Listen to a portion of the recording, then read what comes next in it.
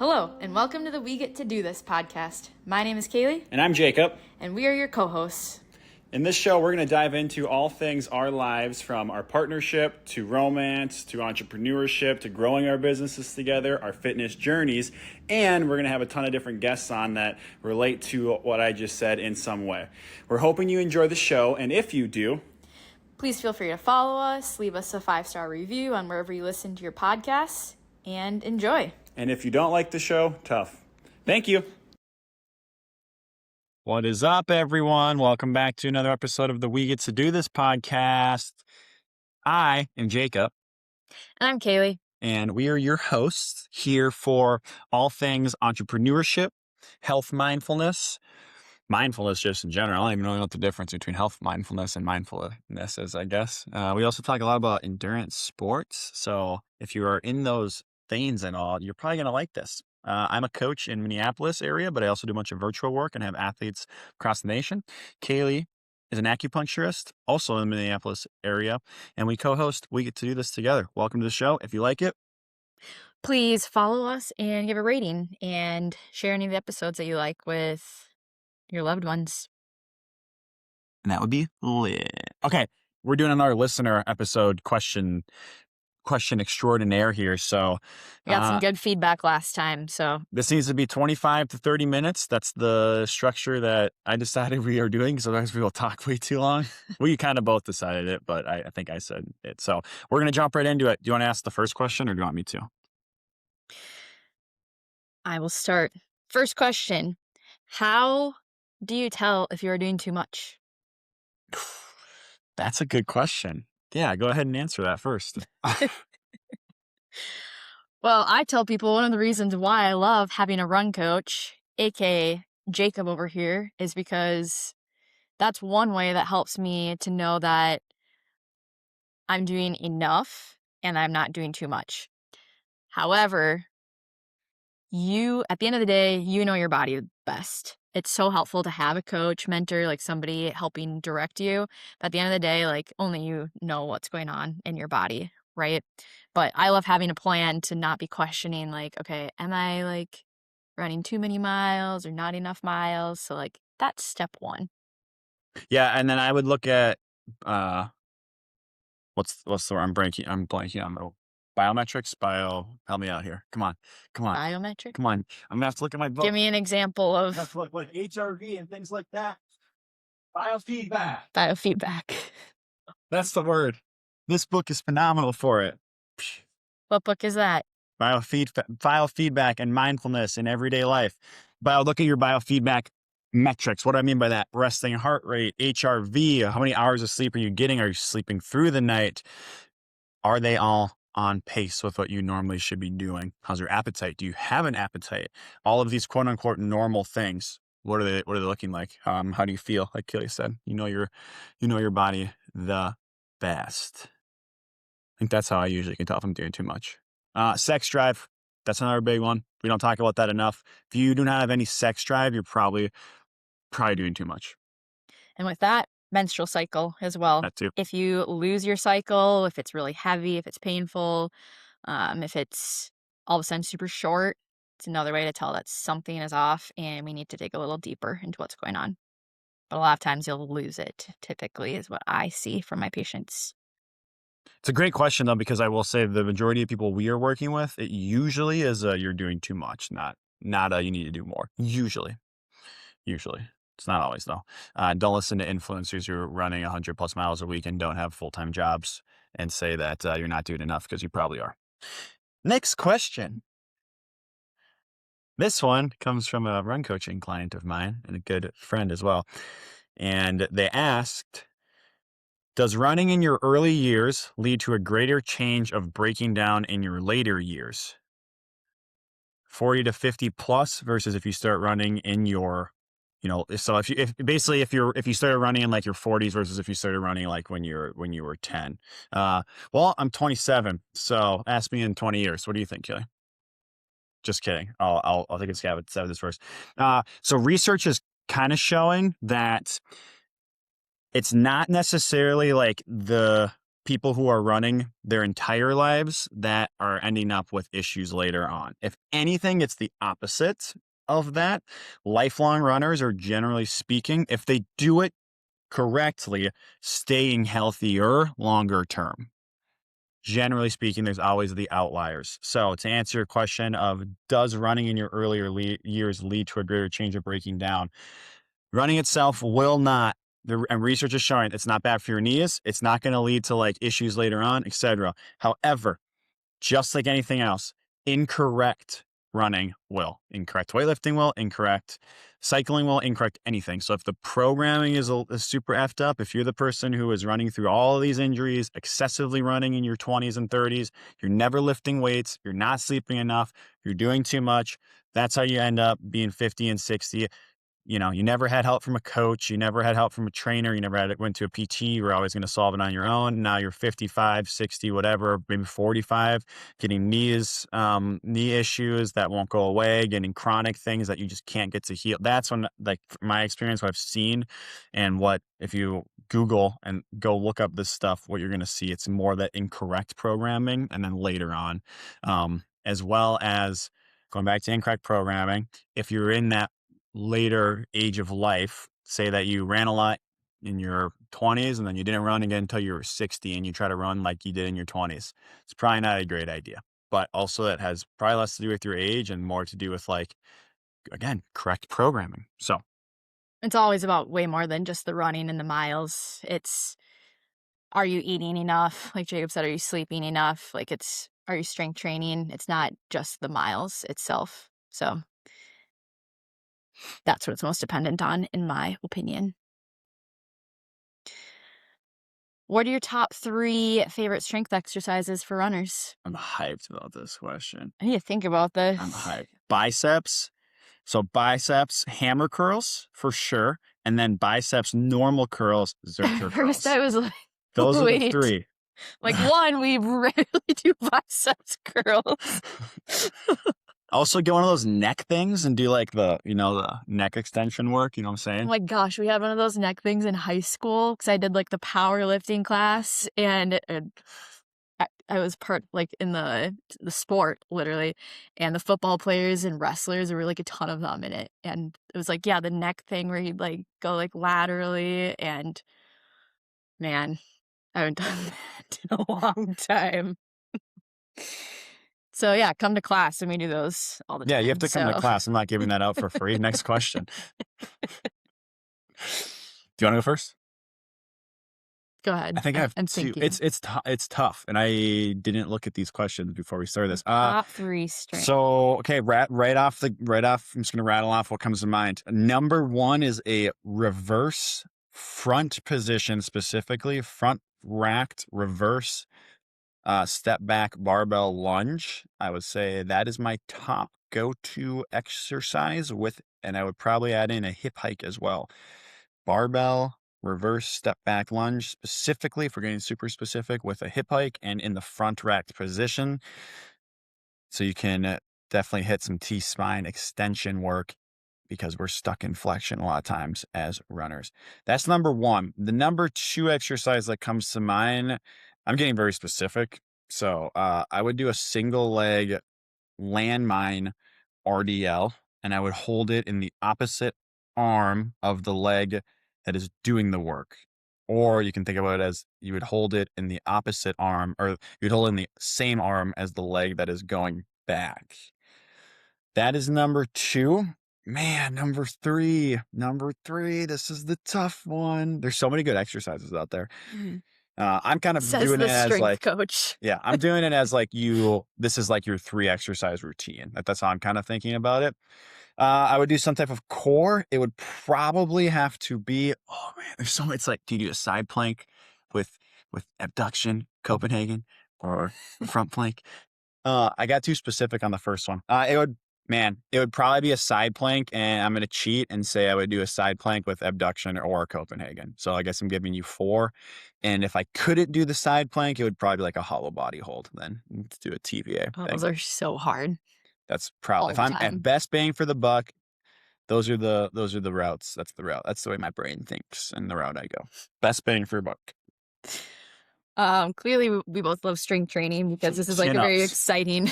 No, it was chin-ups. It should have been chin-ups, not the hollow hold. I I take have that back. so Chin-ups. If I can't do side planks, it'd be a chin-up. And if you're like, I can't do a chin-up, jump up to the bar and go down as slow as possible. I promise you that will help you immensely. Chin-ups, not hollow holds. I love banded chin ups. That's my favorite way to do that, where you like put a foot in the band and then do them. It's different than like the lowering, but because then you get to do like the full motion of it. So that's one of mine. I was That was one of also, yours? yeah. Funny.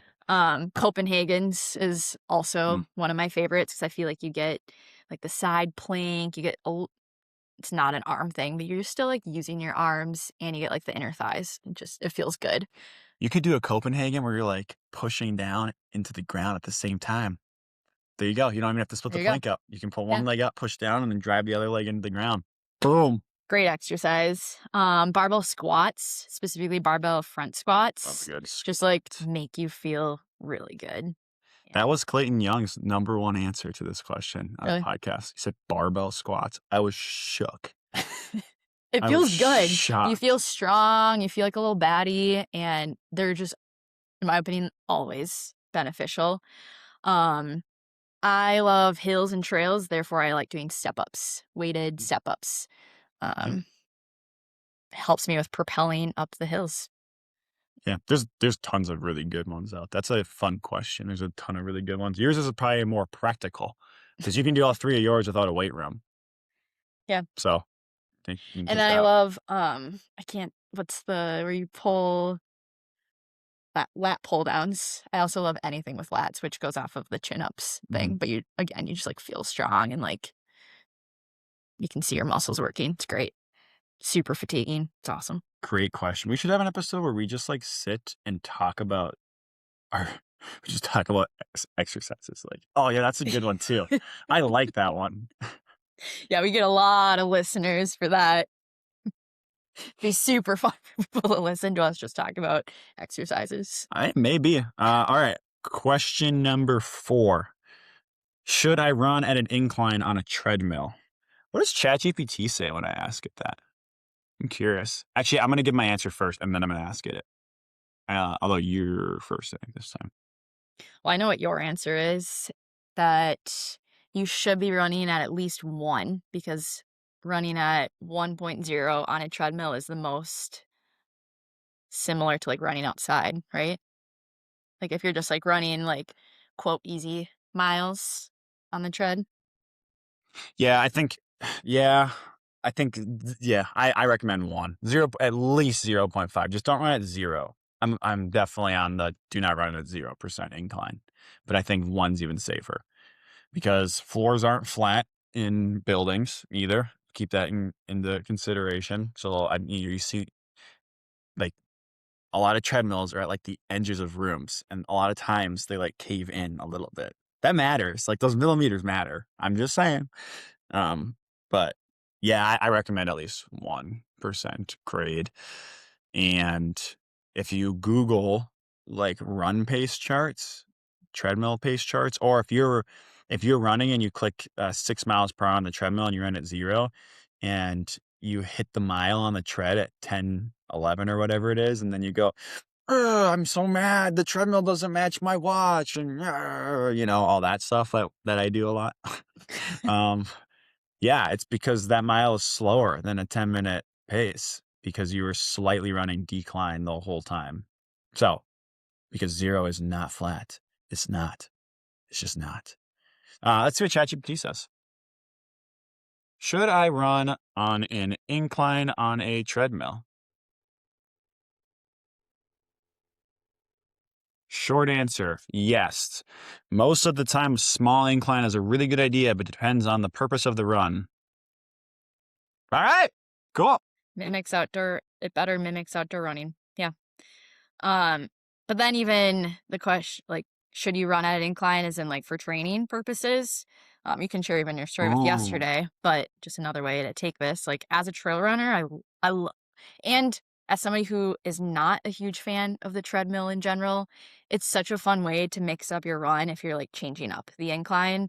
It is using different muscles, it's changing your cardiovascular system too, and I just think it's great training to adjust the incline on the tread in general.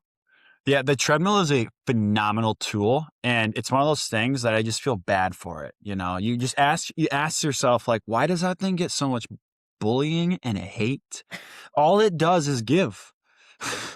Does it though? All it does is give. It's amazing.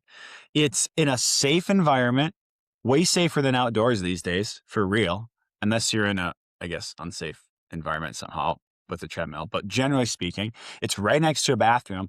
God knows that runners have bathroom issues from time to time. And let me tell you, you needing to poop on a treadmill and knowing you can go 2 steps versus you being 2 miles from home, way better. Way better. You can put your snacks You can out, put you your can have some snacks. water there You that can you don't take even a need to shirt off and hold. throw it on the ground. You don't even have to like put in pants or anything like You that. can have a You can put fan a on fan you. on. Why are we even running outside? Honestly, they're incredible. But all jokes aside, though, I mean, if you want to get like extremely specific and dialed into certain adaptations, a treadmill is going to do that more than outside. Outside,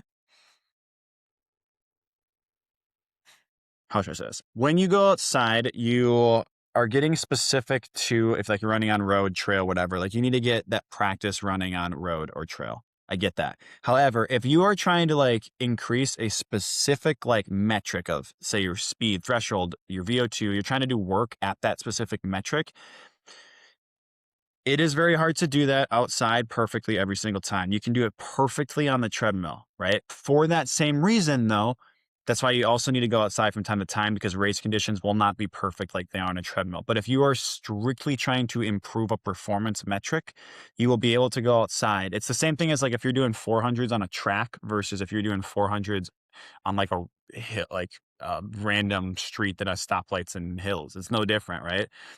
Like I would take the treadmill over the random street to simulate 400 speed if I didn't have a track, right? You know, so I'll keep that in mind. And then, yeah, I mean, if you're a trail runner and you live in Minnesota like we do, try to find me a hill that you can run up that goes longer than 10 minutes or 5 minutes.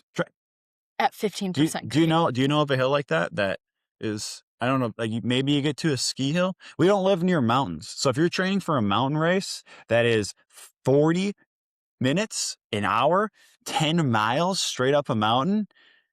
Yeah, good luck training for that around Minnesota. Like you kind of need to go get on a stair stepper or get on a treadmill and sit at that incline and just practice because in the race, you're not gonna just be able to go down if you're going 5 miles straight up a mountain. So there's times like that again when you need to think about how you can use that tool. And it doesn't have to just be for running either. Hiking on an incline is also a phenomenal workout. So if you don't one, if you don't feel like running that day, and two, it's lower impact on your body if you're just hiking up an incline and you're still getting your heart rate up. You're still going to be sweating. I can promise you that. And yeah, still a great workout. You should do the stair stepper question since it's very much a spin-off of this, if you're Okay, cool with if that. you're again looking for cross training and you've never used a stair stepper, I got the question like, what's a good place to start with a stair stepper? Like, how much time, effort? My recommend kind of our recommendation, I'd say, but is to start. I say, and this is very dependent on who you are, but if you are a runner, you've been active for a long time, starting with like 20 minutes is going to be very hard. And it's a different kind of workout than just running. Because like Jacob was saying, it's like sitting in your discomfort for a really long time. You're just stepping up these stairs. And even if you're a very strong athlete, I can probably guarantee you that it's still going to be hard. And again, you're going to get your heart rate up, you're going to start sweating. So 20 minutes, in my opinion, is a great place to start. And from there, you can start increasing it, go up like 5 minutes a time, 25 minutes, 30 minutes, 35. Even for my like 100 and 200 trainings, I don't think I ever went over 45 minutes for mine. 45 minutes on a stair stepper is already like a very long time. But then there were a couple of runs that Jacob had given me where I'd go from the stair stepper to running outside to simulate doing like hills and then going into just running. So that's what I recommend. And then on most stair steppers, you can change the intensity of it, which just means that how fast the stairs are coming at you. So you can do a slower 20 minutes or a faster, and I just recommend starting a little slower than you think that you need to because it gets hard very quickly. Yeah. Phenomenal workout. No wonder that you also like step ups as your favorite exercise because you're literally just doing step ups on a stair stepper over and over and over again. And even if you're not doing a hilly race, in my opinion, doing hills and step ups, stair stepper, it will always benefit you, even if it's not, in my opinion, super race specific. Like I said, doing a super hilly race, it's a phenomenal workout. Yeah, I think incline work is going to be in like 3, 5 years, one of the biggest. It already kind of is. I think it's growing. You're seeing more pros do it. Sally One of the McRae talks biggest about it forms of all the cross time. training. It's incredible, especially when you. Well, first of all, it's very humbling. So the first time you do it, your heart rate's going to be. You're going to be like, "How the heck is my heart rate this high?" Like, great, like greater than threshold typical heart rate for my run workouts, right? If you're someone who is familiar with those terms and stuff, and I am walking and like a 10-degree or whatever. It's humbling if you are someone that runs a lot to go do something like that. Oh, the other good side of it too is mental training. So there were some Yeah. of my trainings where you had me sit on it for 40 minutes without music, without listening to anything, watching anything, and just like sitting in the hurt for a long time. And hurt is in there was no reason for me to stop other than I just wanted to be done. So great mental training of just sitting Yeah. in the pain. Follow a 10 to 15% rule like always. You can probably do longer than you think right off the bat, and but watch the heart rate. If you've never done it before, keep your heart rate aerobic. It will not take much to do that. You don't need to speed up unless you're trying to like increase your like hiking speed or something. But if you're doing it for cross training, you don't need to do that.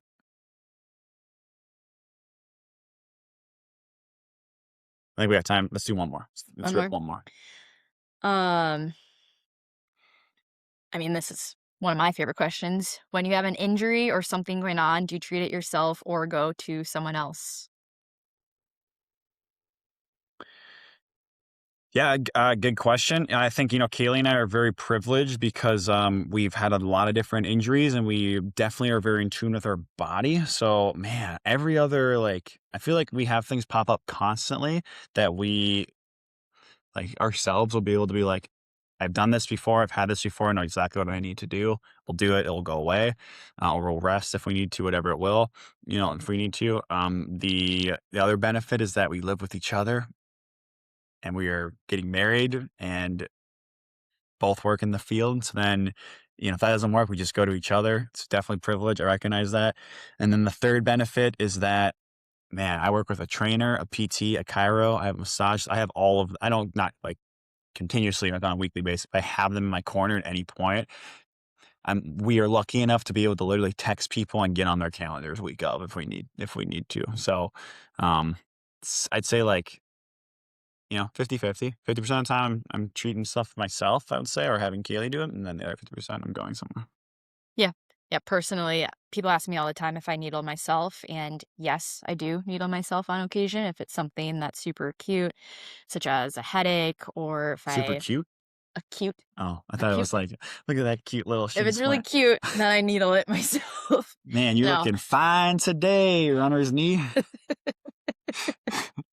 If it's acute, as in like it's a not chronic, it's something new and, like, really painful, like a headache, like I was saying, or something on my legs, then yes, I will needle myself. However, I still go to an acupuncturist on a regular basis, and I think it's al for us, it always comes down to the team, and we have like Jacob said, we have people in our corner, and I'm always pulling in for my other resources to help.